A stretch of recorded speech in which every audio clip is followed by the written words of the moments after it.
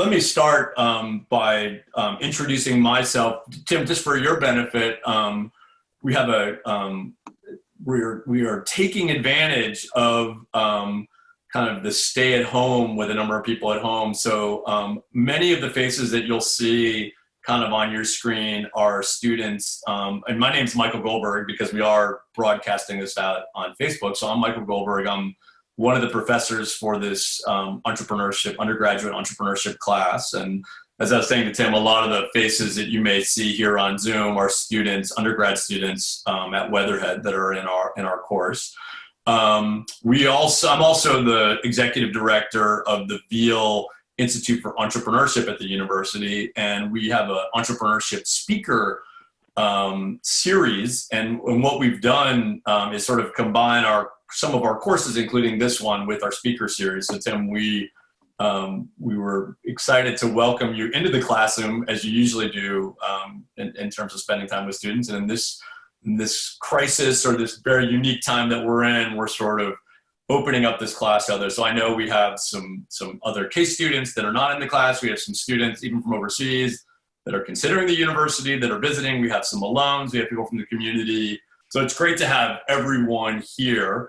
For those that are watching on Facebook and then those on Zoom, please use the chat function. You can raise your hand if you want to ask a question live after Mitch, and Mitch Webb, who I'll turn it over to in a second, is going to moderate. So please put your questions in the chat. Another thing that we like to do is, Tim, is have just on the networking front, a lot of our students, as they introduce themselves and their question, will put their LinkedIn profile. So we do encourage sort of the community to get to know each other in these sessions and, to build relationships that may last beyond this. Many of our students are out looking for jobs right now. This is a particularly challenging time, as you can appreciate. So even maybe as part of the conversation today, we'll talk about the different routes that people take to internships and jobs, because a lot of, we're starting to see even some of the students in this class who had internships or full-time offers lined up because of what's happening in the economy and the crisis right now are now searching again or searching for the first time. So that's great. Hey, Michael, too, as you join in on this, I just want to let you know that, we empathize with all of you guys, because this isn't the experience that you guys signed up for. Certainly uncharted territory for everybody. Here at my house, we're doing quite a bit of that distance learning. I've got 3 teenagers who've been cooped up for the better part of a month. Really heads down, a 9th grader, 11th and 12th grader. In fact, let me show you real quickly, what's going on in our house. You can see an example of other distance learning that's taking place. This is the room of my 9th grader who's going to St. Ignatius here in town. And I know he's busy doing a lot of work as well. He's gaming. There's a little gaming there. My senior, she's going to Miami, so she's getting ready for college as well. Let's see what she's up to. Yeah, she's still in bed. So that one's really getting ready for college. And then here's my honor student here from Miami. She's busy doing another class work. No, she's painting nails. Okay, so that's really a good idea of what we're doing in our house for distance learning. But so with that, Mitchell, happy to take any questions that you might have. That was a highlight in the Mueller, to figure out what's going on in the Mueller house. Well, cool. Well, let me turn it over to Mitch, who will quickly introduce himself to everybody, and then he'll get in the conversation, and I will mute myself. So as I said, please, students and friends and panelists, use the chat to go ahead and start putting your questions in there, and we'll integrate that into the session. So over to you, Mitch. Great. All right, great. Thank you, Professor Goldberg. Thank you, Tim. So as Professor Goldberg said, my name is Mitch Webb, senior here at Case. I'm majoring in management and focusing on innovation and entrepreneurship. And so today I have the honor of introducing you all and sort of working with Mr. Tim Mueller, who is the CEO and co-founder of both IT ExchangeNet and 3D ExchangeNet. He's a seasoned entrepreneur with over 30 years of experience and multiple successful exits, including a sale of Phiology's intellectual property in 2011 for those of us students who have done the case study. And so to start things off, I'm going to give Tim the floor and give him about 5 minutes or so to sort of give a quick rundown of his career, and then we'll sort of open it up to the questions in the chat. So Tim? That's great. Thanks, Mitch. It's really, I'm not one to really kind of talk about myself, so it's a little bit harder to talk about your career, but just in a nutshell, I've always wanted to be an entrepreneur since the word entrepreneur wasn't even, in the vernacular of most people. And I was given some really great advice during an internship I had in college was learn as much as you can in a corporate environment and then walk out the back door, come in the front door as a vendor. So I was fortunate enough to have my first job with Eaton Corporation here in town on their corporate staff.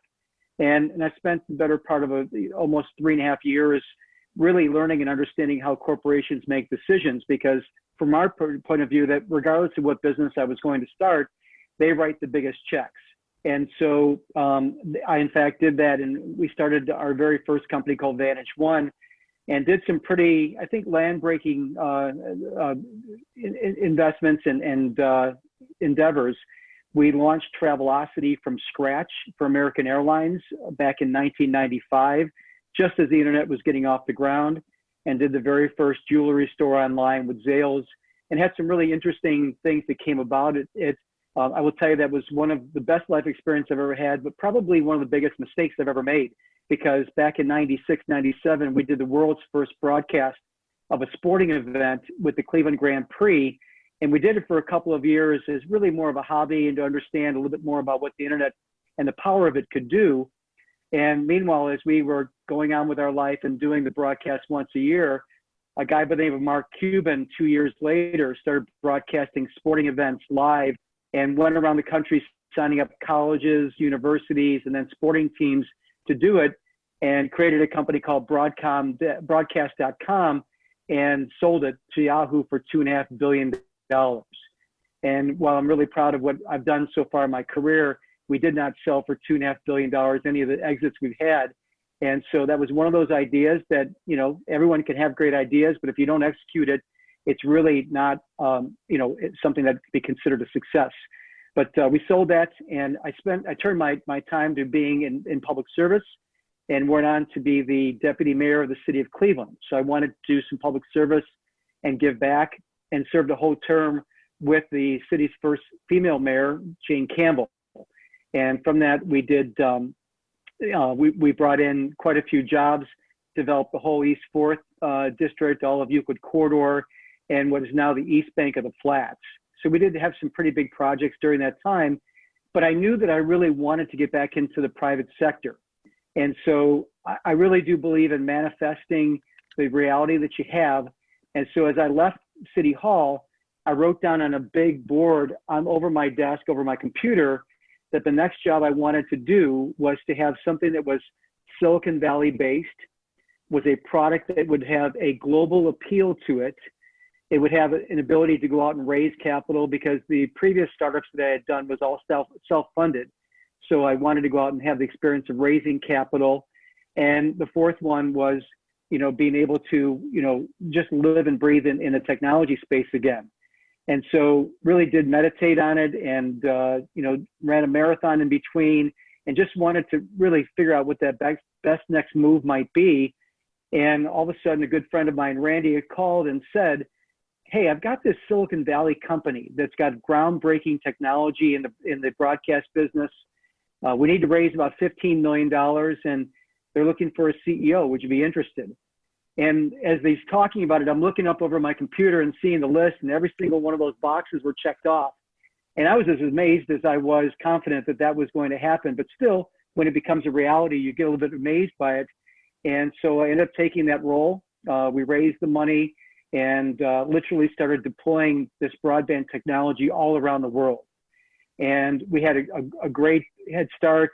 We got down into Venezuela, where Verizon was at the time. And just as we were about to sign a $20 million deal for a startup, a big $20 million deal, Hugo Chavez, who was the president at the time of Venezuela, elected to turn everything to a national state. So he nationalized the hotel industry. So he kicked out Hyatt and Marriott and Hilton. He nationalized the oil industry. So he kicked out ExxonMobil off of all their platforms from drilling oil. And then he set his sights on kicking out Verizon from the telco industry.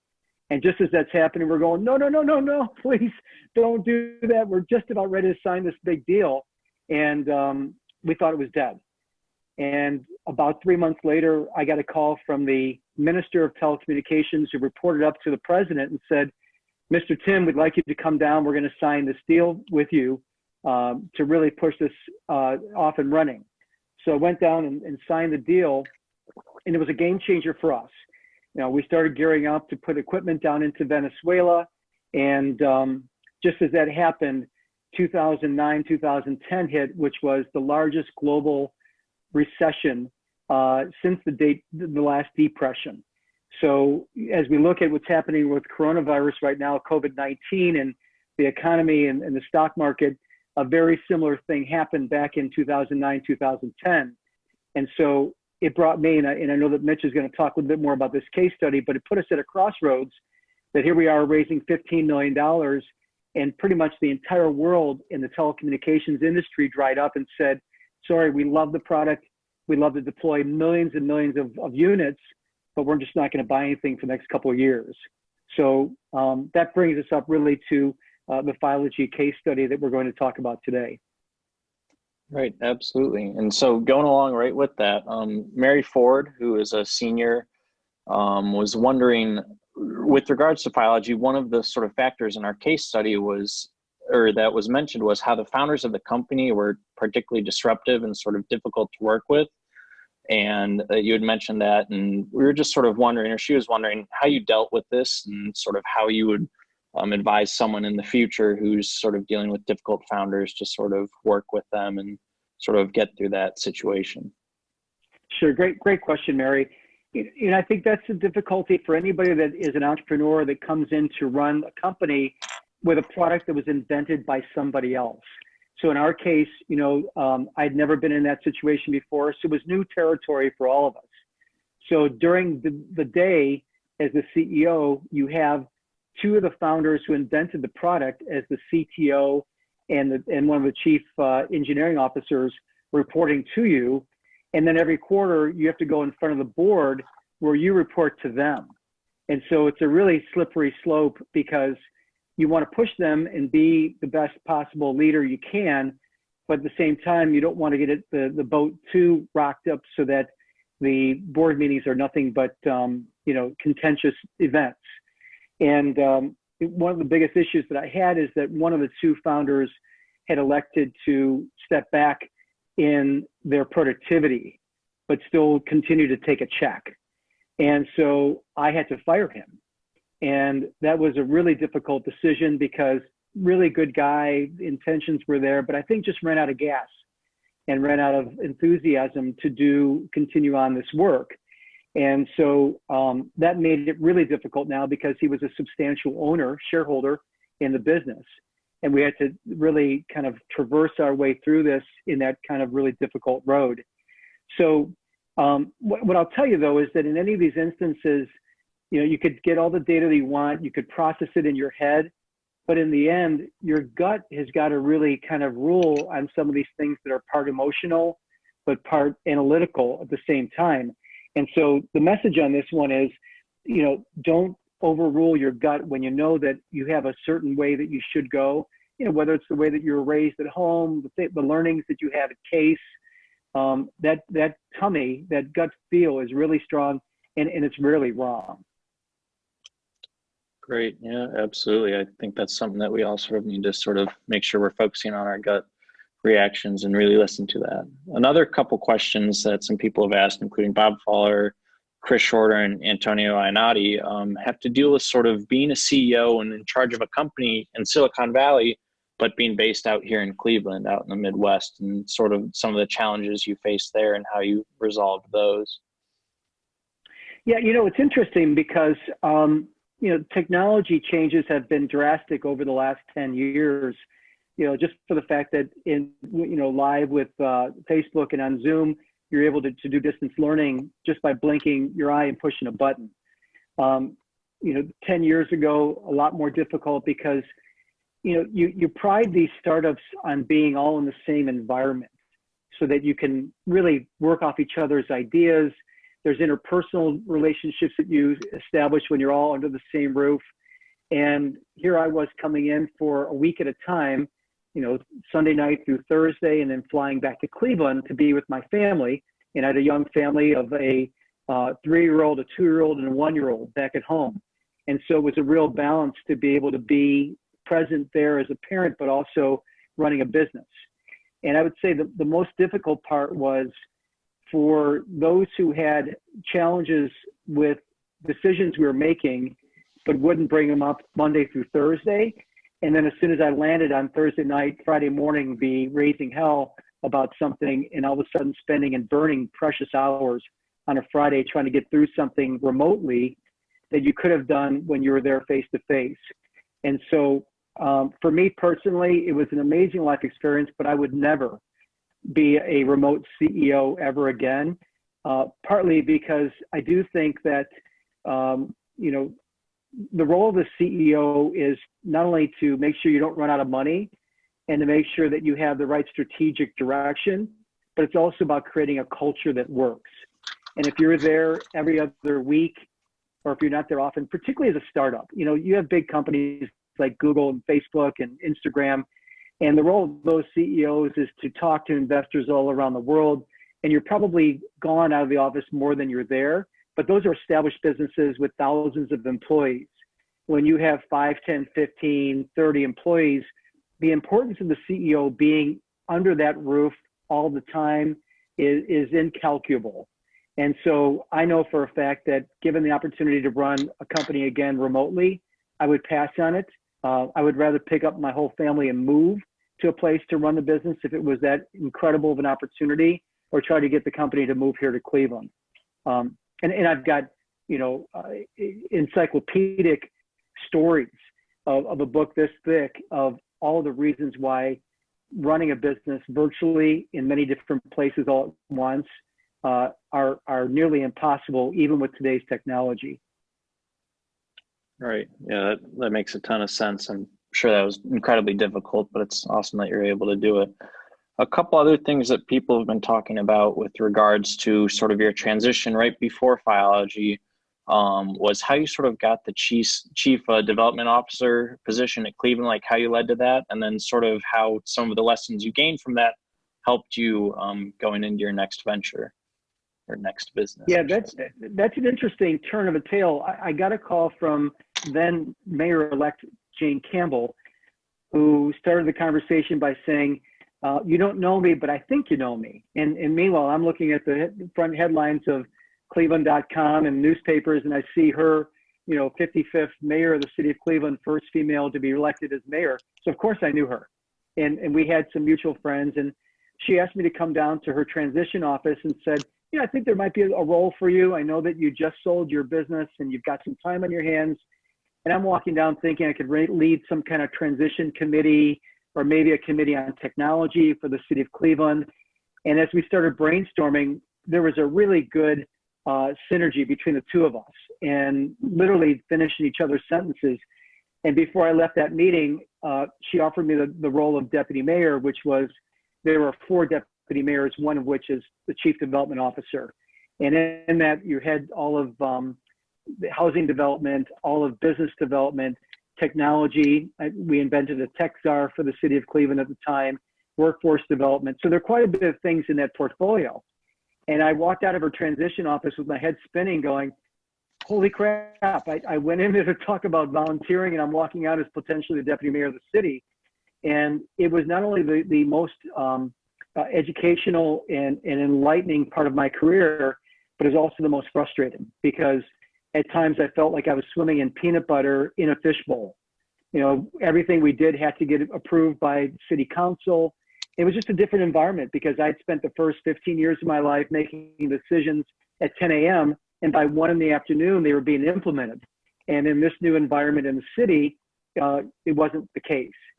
So I went around and went to all of the different people that were serving for the mayor at the time and gave them a clock that went backwards. It was a little clock for their desk, and it had 1,240 days going backwards, saying, these are how many days we have for a term, and we could be out of here within 1 term. And every single day, you got to realize that clock is ticking. And what are we doing every single day? Because, you know, if you win every inning of a baseball game, you're never worried about the bottom of the ninth. And so my thought was every single day, how are we advancing technology? How are we advancing the role? And I looked around at the mayor's office, and we still had lousy computers that were 6, 7, 8 years old. Very few computers had internet access. This wasn't that long ago. And so I went out to the private community and asked for donations of computers. And they responded in what they called Adopt-A-Pewter program. And we were able to get 40 brand new workstations with large flat screens. And within about 2 weeks, we outfitted the entire City Hall staff in the mayor's office with brand new computers. And so my idea was to go in there like an entrepreneur and not in as a bureaucrat and just kind of ask for permission or ask for forgiveness more than permission. And we're able to get through there. It was difficult because I got taken to the woodshed quite a few times for always asking for forgiveness on things. But I think we moved the needle quite a bit. And to the point where there are programs that still last today that were entrepreneurial based that found their way to live within the ecosystem of City Hall. So wild experience, but really a great life experience. Right.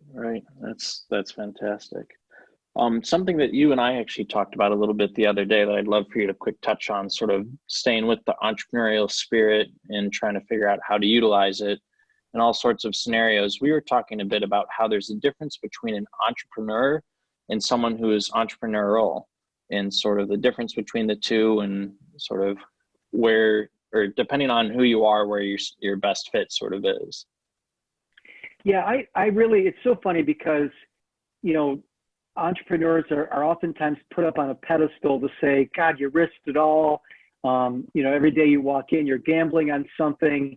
And I really believe that the most important component for an entrepreneur is to be able to identify and hire and retain entrepreneurial people.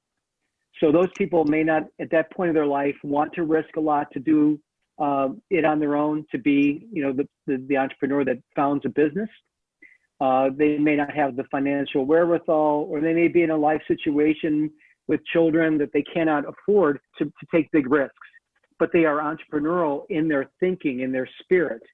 And so I really give the credit to the entrepreneurial people that you hire that go beyond, you know, the day-to-day business, and also keep balance. I'll tell you that the first startup I had, I was 25, 26, and I was all in. There were times that I'd work 105 hours in a week and sleep 3 or 4 hours, go for a run at 4 in the morning, and then keep going. And that went on for a whole decade of a crazy kind of hours like that.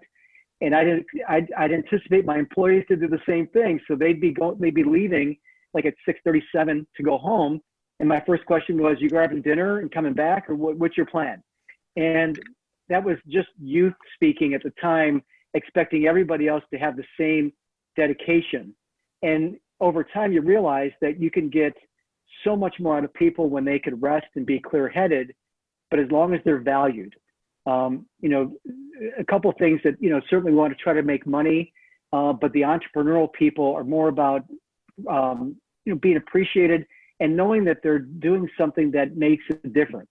So if they did stay till midnight with me and we moved the needle something big on the internet at the time, then that was really something that would motivate them. And then we would do interesting things like bonus. You know, I'd walk in with 5 $100 bills and put it on their desk and say, thank you very much. And the psychology of that was, yeah, you give them some money or you give them more in their paycheck. They never think about it. But when they're walking around with a $100 bill or 5 $100 bills and they've got to pay for something, then you get a double hit out of that bonus. They think twice, oh my God, that was great. You put it in their paycheck. They never think twice about that extra money that you received. So we try to do innovative things like that allow them to be shown that they're appreciated. We also did some really fun things in initiating employees. In our lunchroom, we had this giant white wall. At least it started with a white wall. And with every employee that came in, we had a quasi-hazing, but it was more of a introduction to the business. And we'd ask them to pick a color of paint. We had a dozen colors of paint, and we'd have them mix their own color if they were inventive, or just pick a color. They'd put their hand in the paint, put the hand on the wall, sign their name and the date that they joined the company, and then the whole company would gather in that lunchroom and ask them about 24 questions. Anything from, what was the last book you read? What was the last great movie you saw? I saw that you went to this high school. Were you involved in anything? Hey, I noticed that you play the piano, I play the guitar. And all of a sudden, people started connecting with these Q&As during the initiation of that day. And so you'd see these people bump into each other in the hallway and say, gosh, I realize that you're Hungarian, I'm Slovak, and gosh, we should all get together and have a potluck dinner with money, that food that represents our heritage. And so those were invaluable as the business was, hiring 5-10 people a month and growing like wildfire to be able to have these connections. And now looking backward, I look at my family tree of entrepreneurs and see how that's kind of cascaded down with other startups that have happened, but also, believe it or not, marriages that came out of those meetings and those people working together that now have a bunch of kids. We had one employee that I hired right out of college who had cystic fibrosis, and that cystic fibrosis patient had a life span of 27 years. So he knew growing up that he was probably going to die by the time he was 27. And we're bringing him in, and we had a 401k retirement plan at the time, and said, Monty, do you want to sign up for this? I realized the situation, and I was really delicate about it. He said, sign me up. I'm putting in my 401k because I will be around when I'm 65 to collect it. And inside I'm going, I don't know about that. But at the same time, I'm really loving his optimism about like trying to beat this thing called cystic fibrosis. And about the third year he's with us, it was the middle of winter, and he couldn't breathe. The cold air was so bad on his lungs for trying to breathe with it. And we asked him, where do you think would be best for your health? And he said, truthfully, Tucson, Arizona. It's dry, it's hot, and I could breathe better. And so we looked at him and said, okay, we're starting a Tucson, Arizona office tomorrow. When do you want to move? And his eyes lit up and he said, are you serious? Yep. Anyone who wants to go with you, they could go too. And another couple of guys moved out with him, and we started an Arizona office. And about 5 years ago, I got a note from him that he had a double lung transplant, is now in his late 40s, has a kid, and is doing wonderfully well. And so it was his optimism on life that allowed him to do it. But it was our flexibility to say, you know what, anything's possible when you're an entrepreneur. And if you feel like you really value that employee, and certainly we valued his health, then the idea of starting an office from scratch for that reason was a great idea. And it turned out it was really wonderful for recruiting students at Arizona State University. So everybody won on that kind of scenario. That's really, really cool. Yeah, so that's actually something I was going to bring up a little bit, and I've seen in the chat a little bit as well, is sort of how have you been so successful? It sounds like it has to do with the fact that you're able to create a great culture in all your different companies. And especially a lot of people are wondering sort of some of the techniques and sort of things you've learned during the past recession in 2008 and sort of keeping spirits up, and also just how you dealt with things in general and how you would apply some of that to COVID-19 and all the coronavirus stuff that's happening now. Yeah, that is, I guess, the value of being alive for a while is in business. Michael will be able to identify with this as well, is that when you see downturns in the economy, one of which was, truthfully, a year after I sold my first business, we had a giant tech bubble burst in 2000. And you see hundreds of thousands of people laid off in the tech business. And then people got inventive, and Webb 2.0 came out of that, which was Facebook, Instagram, Twitter. And then you lead into 2008, 2009, housing crisis and banking crisis took us down.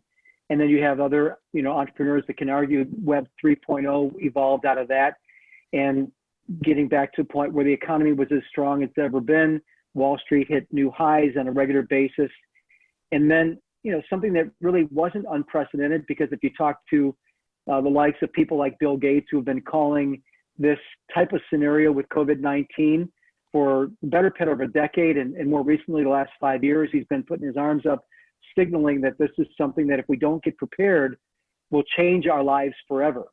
And that's the new normal that we're embarking on. But the question is, how do you now be inventive with the restrictions that we have?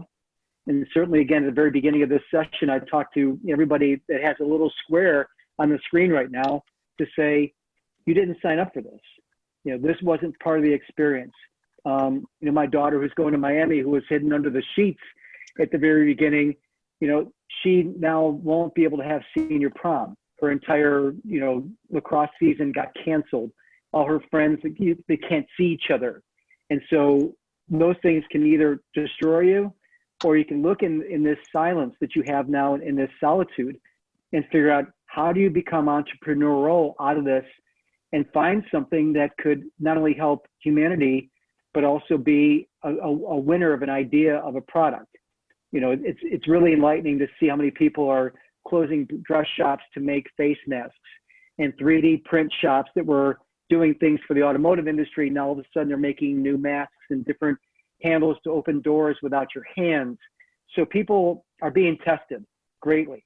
But what happens to the education model? I mean, do you, if there's another bump of the virus leading into the fall and everybody's sequestered back to this environment of remote learning, are there ways that you can figure out a way to improve it? We were talking over dinner last night, and I started thinking in my own head as far as, when you have a marginal professor, so not one as distinguished and as good as Michael Goldberg, but a professor that calls it in and doesn't invite other people to spice up the class, but someone that is boring. All the Zoom does is accentuate the boring nature of that professor. It just pulls out how bad they are. And so what about a model that allows you to sign up for a class that is the best professor at Harvard Business School to teach you a marketing class? And can you then sign up for an anthropology class at Stanford for one class, one professor, to now help your education and create something called Global U, that allows you to have an accredited, degree that maybe at the end you still get a degree from CASE, but it was supplemented by really fantastic professors at different schools that can help you learn, because it really is about learning. And if it's this situation, we're now, dedicated and really, pushed into an environment that was a little bit different. How do we make that better? So I challenge you as a class, as individuals, to say, what's a better way to do this? Because you've now gone through weeks of this, and some of you that don't live in Cleveland are taking classes remotely. Your input is incredibly valuable. That how do you reinvent? Because at this moment, COVID-19, much like 2010, much like 2000, much like the Great Depression, is going to have innovations and inventions that were never thought of because you didn't need it before, but now you do. And so as future entrepreneurs, as current entrepreneurs, this is a great opportunity for you like no other to figure out ways to be and make a shit ton of money doing it, because you found a way to reinvent, recalibrate what we had known to be normal. So I'm going to interject. I love that, Tim. And by the, students and community members, feel free in this moment. I mean, we are all learning from each other. So on that topic of still a few more weeks together. So I think this rapid prototyping that we're doing, I mean, even though this isn't exactly a startup, I mean, I couldn't agree with you more. I actually feel like as we dive deep as a university community and a country and a world into online learning, even though some of us have been doing this for a while, I do think that, and I've had many conversations with a number of you guys right now about this broad experience. I think that there's some really interesting innovation that can come out of this, because you're well suited to help guide sort of new business models that might come out of this. So, but fill me in the next couple of weeks how we can make this better before you go do your next startup. So. That's exactly right. Well, the thing is, if you do something that works with that education, you need really good professors to have a foundation for it. But I throw that out there only as a spitball, because it really was, we started talking about it over dinner last night, and we're witnessing now on a daily basis. You look at what Tesla is doing to create new ventilators. There's a great little YouTube video of the engineers talking through every step of the way how they're inventing this ventilator that uses all the car parts that they're creating their Tesla cars with. And watch it, because this is only a couple of weeks worth of work of really smart engineers, electrical engineers, instrumental engineers that are figuring out how to do it and make it easy enough to be able to use, but fast enough that they could rapid prototype and get it to market. And this is going to be a story that's going over and over again. I believe that out of this, we will find probably a renaissance of new inventions that come out of it. And believe me, the money is there. We're sitting right now still on $2 trillion of dry powder for private equity and venture capital. That's $2 trillion that are sitting waiting to be deployed, that is being deployed even in the hardest of times, because that money is already under management. And people are forward thinking enough in these industries to realize that this too shall pass. And when you get out of it, how can you accelerate the recovery of not only our economy, but also in ways that will help us prevent this, a future virus, from expanding so quickly. And you got to believe that's more than the medical professionals that will be thinking about this, because all the different entrepreneurs that were affected negatively by their business are going to put some units of energy into figuring out not only how to make it better, but how can they capitalize financially on this. And one could say, you know, boy, it's sickening that you could be an opportunist when people are dying left and right. And that's where the empathy of your heart has to be a balance of this, is that there's no doubt there are people suffering in these little boxes of the Zoom meeting. I'm sure some of us know people either extended by a few people or their own that are going through this, and it's no joke.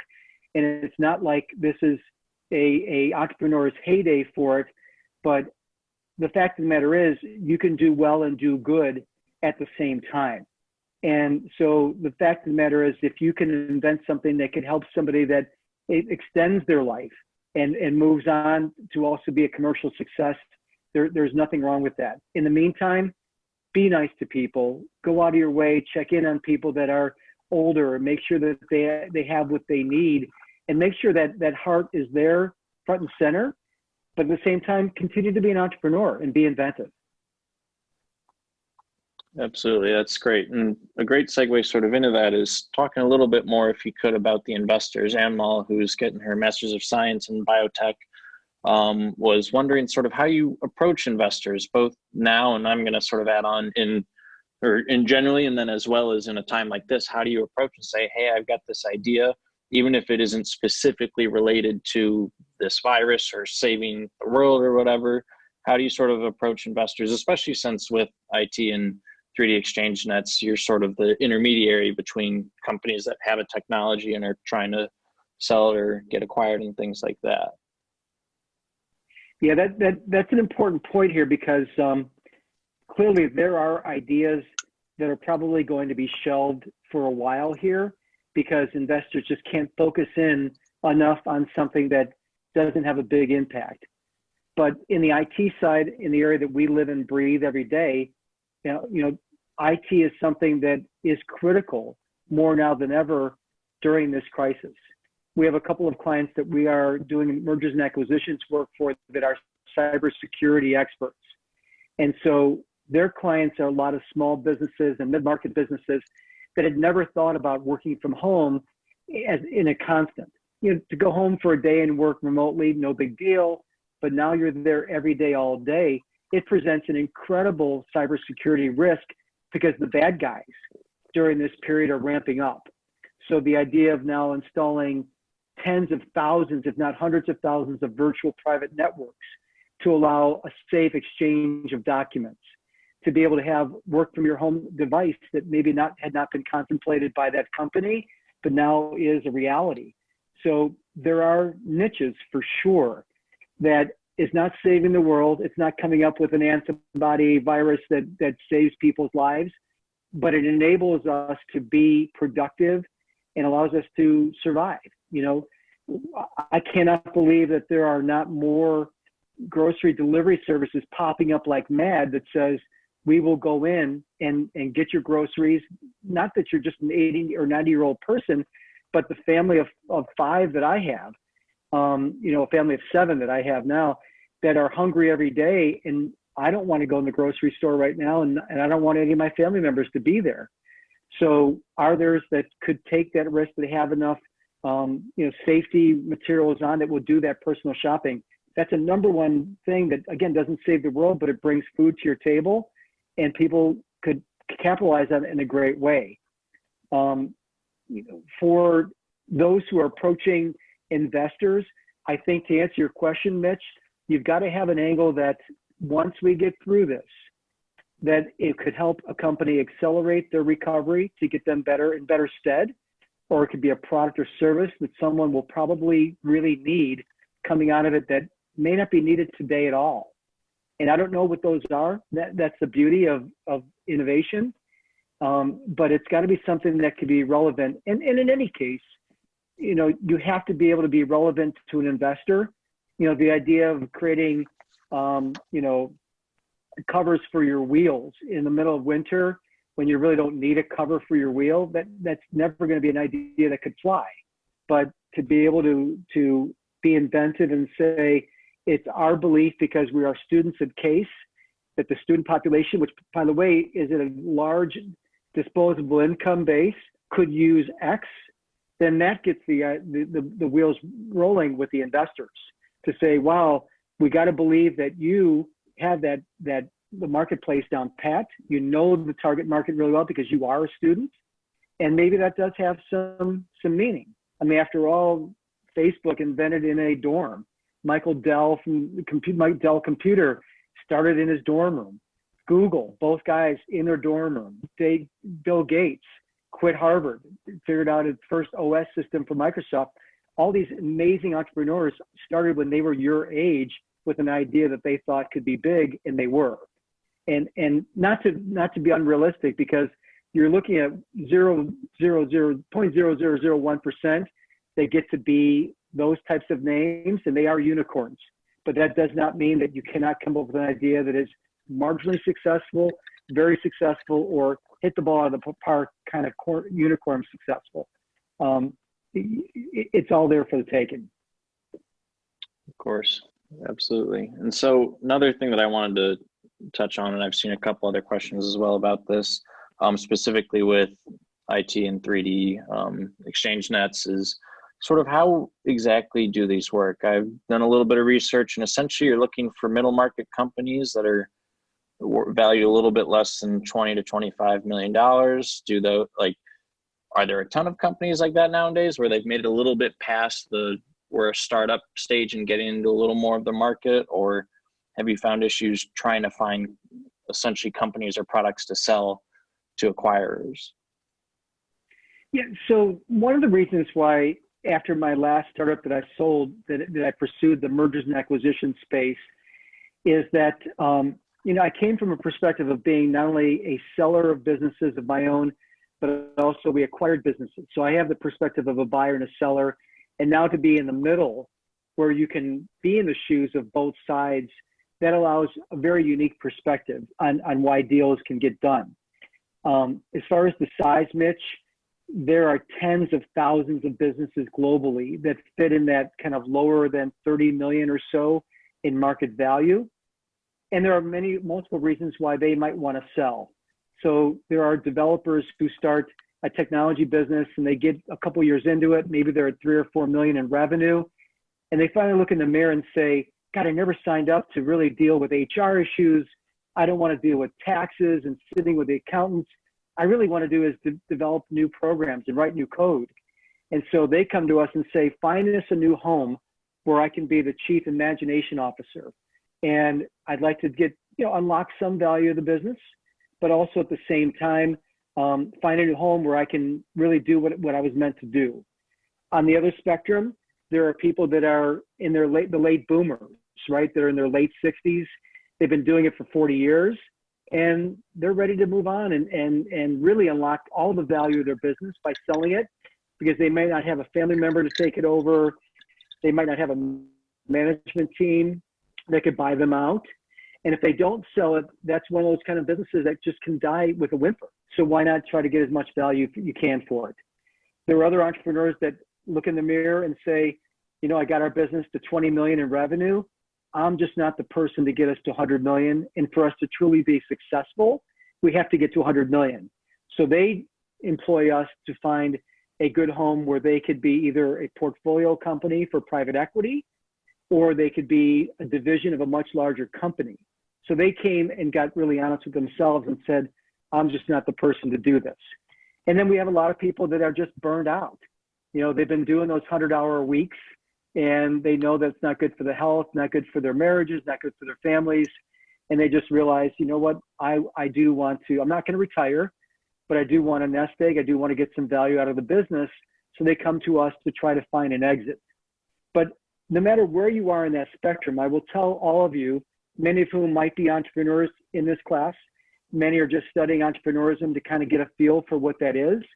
I will tell you that no matter what level of interest you might have, if you're in a business or start a business, run it as though you will never, ever sell it.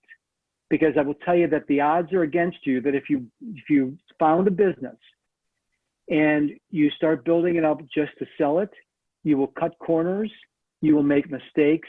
And to a buyer, when they do due diligence and when they're trying to figure out if this is really the business they want to buy, they'll find every wart, they'll find every corner you cut, and you will be less valuable than if you built it to last. Meaning you put the right accounting systems in. If it's R&D, you're doing it for the long run. And the fact of the matter is, even for people who come to us and say, we want to sell, we bring them on and we can find that the market just isn't right for them yet. They don't want to pay the money that that business wants for it. And so they have to go back and run it for another 2 or 3 years until they are more ready. If they built that business just to sell it, now they're holding on to a business that is floundering or even in distress. And so it's really important to go into a mindset of any kind of idea for a product or for a company is to build it for the long run as though you will never sell it.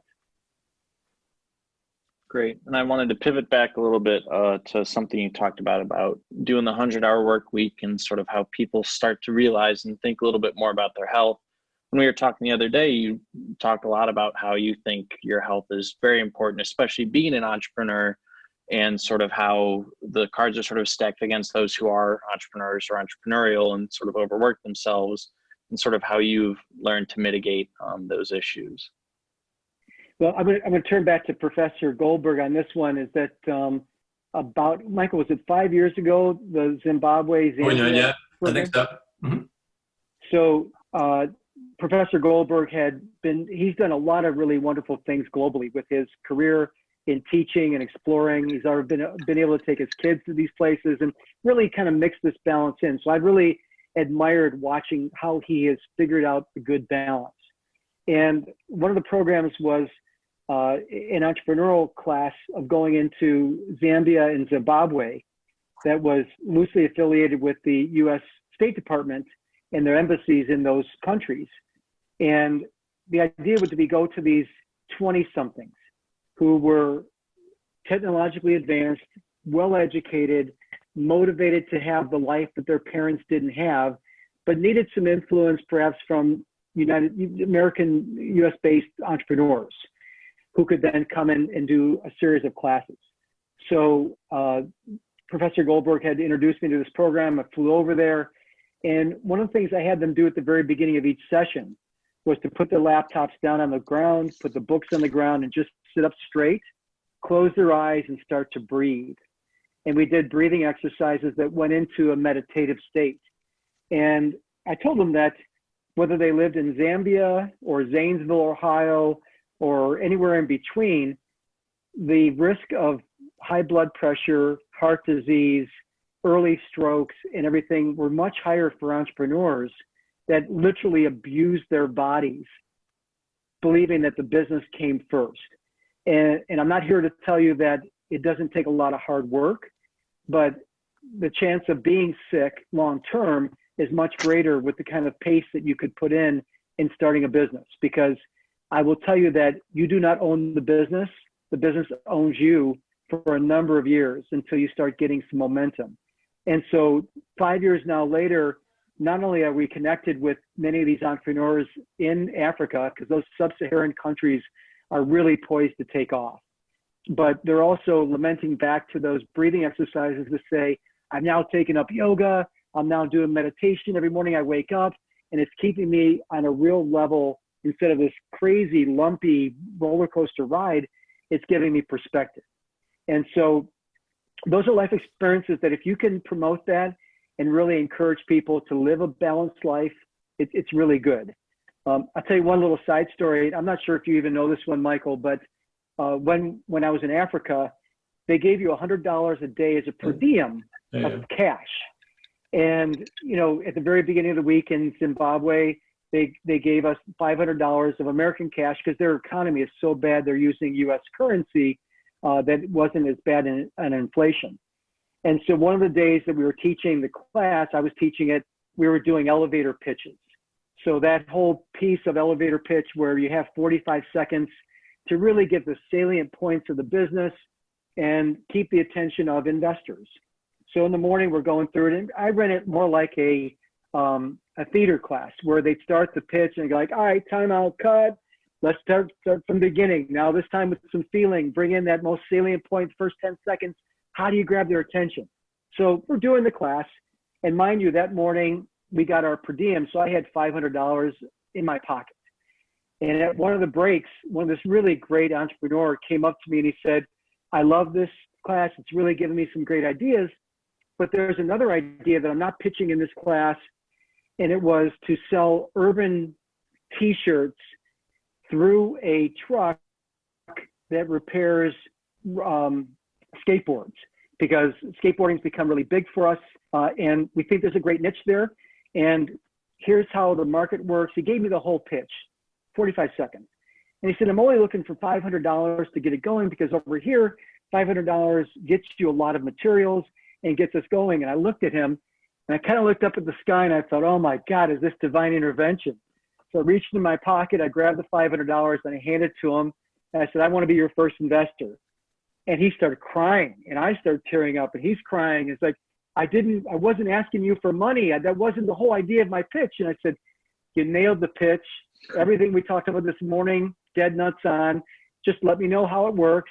This is a note. I want you to give me, you know, investor papers that this is an investment, but this is what we call patient money.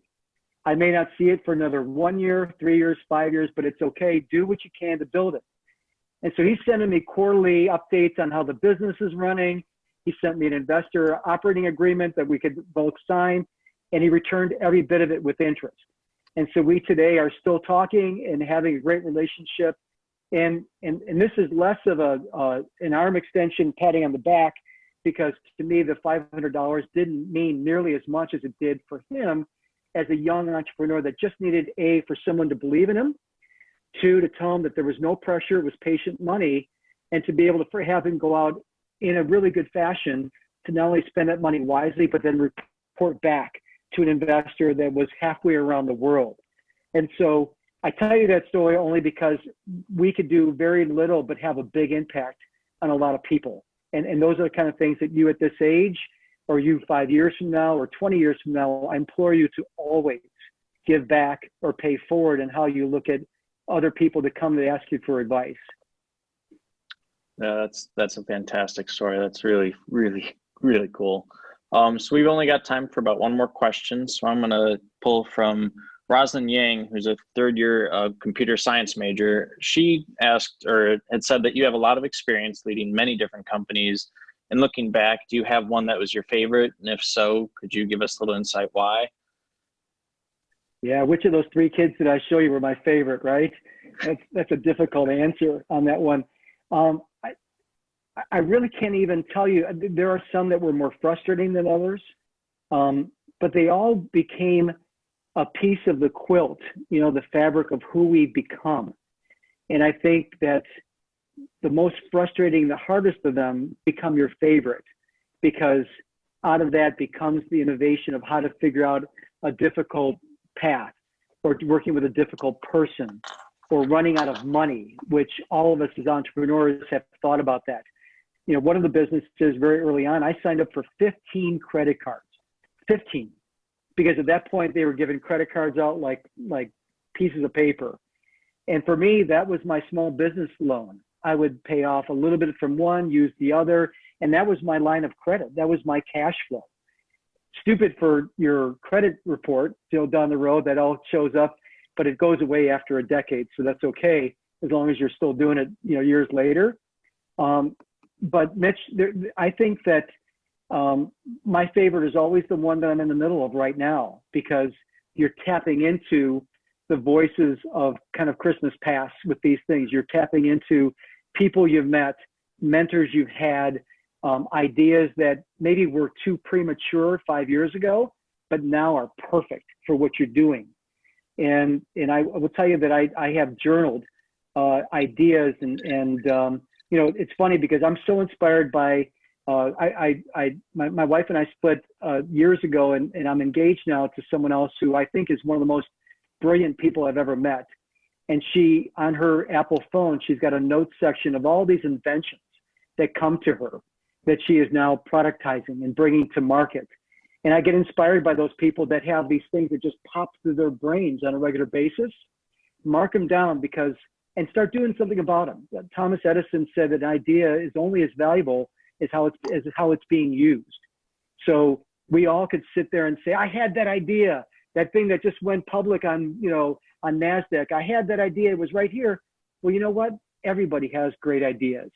So if you have one and you have the courage to go out and try to productize it, it's never been a better time in the history of mankind to be able to go out there and take an idea to market, because you've got such rich and wonderful social networks that an idea today that you just do a prototype on could blow up in a great way 6 months later and be something everybody's adopting. So take ideas from Professor Goldberg's class, other professors, other brainstorming that you might have, and leverage this beautiful social network that you now have curated and built yourself, and either take a product or a service and test it and see if it could have some traction. And if it does, I promise you there is money there that could help you get this to a higher level. But just take that first step. Great. Thank you very much, Tim. I appreciate that, or we all appreciate that. That's a sort of great way to sort of finish everything off. So Professor Goldberg, I'll hand it back to you. No, thanks, Mitch, and great job moderating. And again, for those that are joining us for the first time, all of our format that we're using for our speaker series, which has been really wonderful, is having students in conversation with our speakers. So Mitch, you did a great job. Tim, thank you for doing this. I love it. It's funny, everybody's just so busy in life, and we've known each other for a long time, and I really value having, I know I've got you in class at least once a year, and this format's fun, and it's a great way. I mean, this is a stressful time for a lot of people. I think kind of remarking back on downturns that we've lived in and been through together, and particularly, and we have students of all ages. Some have gone through it. Some of this is their first downturn. It's really useful. I also think I love the story about when you were doing the social entrepreneurship training and backing that entrepreneur. I mean, I think this is also a moment where we have a lot of entrepreneurs in our respective communities that are out there that are really struggling now, and how we as customers buy gift cards at restaurants that we like. I just think of some of my travels, actually that same trip to Zambia, where I loaded up on buying products from a social entrepreneur I really like. So I think we can all do a lot for each other in our communities during this really challenging time. And I think a lot of the insights that you shared today have built on other speakers. We had our mutual friend, Mike Belcito, who also talked about his time in Zimbabwe and Zambia last week, which is great. For those in the class and in the community that want to join, we've actually got a great week this week. Tomorrow at 1 o'clock, a CASE alum named Sam Jadala, who is currently heading up Apple's at-home division. Sam is a former Microsoft exec. He's a member of our board of trustees. He also had a really interesting startup kind of with an innovative lock called Auto that almost made it to the exit, but didn't quite make it. But there's some interesting pieces on that. So that'll be tomorrow at 1 o'clock. And then Arti Shadna, who is actually on our call today. Will be with us in class on Thursday. So Artie is also a Case grad, has been an entrepreneur, worked for large companies, and is currently spending a lot of her time focused on impact investing. So we're going to walk through an impact investment that she's considering and talk about the crisis and the impact. Finally, on Friday at noon, we're going to have the second of our Beyond Silicon Valley panel discussions. This is an online class, I know, Tim, that you're familiar with, that I offered starting a couple years ago, looking at a case study of how Cleveland is supporting the growth of entrepreneurship. And now we're taking a sort of a special look at the crisis. So we're going to have a discussion on the role that philanthropy can play in supporting entrepreneurship. So that'll be on Friday. So lots to keep us busy in conversation during this time. All these are also going to be recorded and shared as well. So thanks everybody for joining. Tim and Mitch, thank you for speaking and for moderating, and we will all see you back in class for sure on Thursday. Those are the students in the class, but perhaps for a number of you, we'll see you even as soon as tomorrow with Sam Jadala. So Michael, I really respect what you're doing. Thank you for everything that you're doing with these young minds. And my hope for those who posted photos instead of live video, that you're not doing what my dog has been doing the whole time. Obviously, not exactly the most exciting class for her, but I appreciate everybody's time, and really wonderful to be with you today. Awesome. Thanks, Tim. Good to see everybody.